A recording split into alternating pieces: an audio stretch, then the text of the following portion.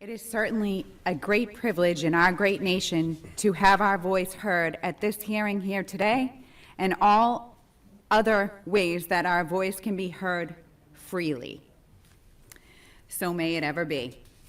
I, Amy L. Troop of Halifax, am here today in support of H3541. How it works. Amending the Constitution is rightly an involved and difficult process that must clear significant hurdles.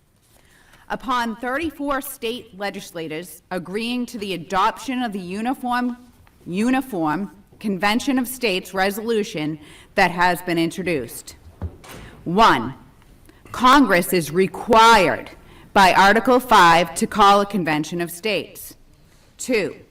All 50 state legislators name commissioners to the convention as each legislator sees fit. 3. The Convention of States is limited in purpose, again, limited in purpose, that is, to discuss and propose amendments to the United States Constitution that narrow the scope and jurisdiction of the federal government. 4.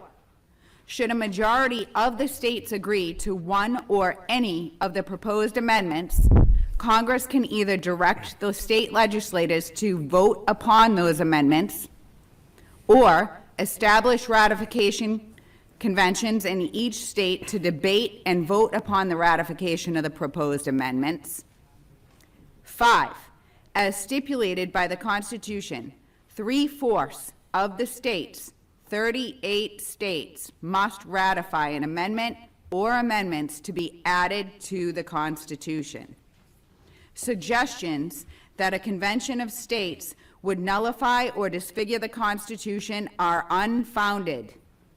A convention of states is not a constitutional convention such as that of 1787.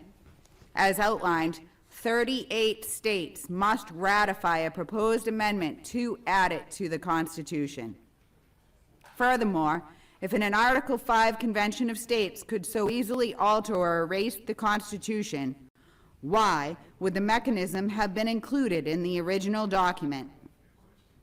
As Madison argues in Federalist 43, quote, "It was requisite, therefore, that a mode for introducing amendments should be provided. The mode preferred by the convention seems to be stamped with every mark of propriety.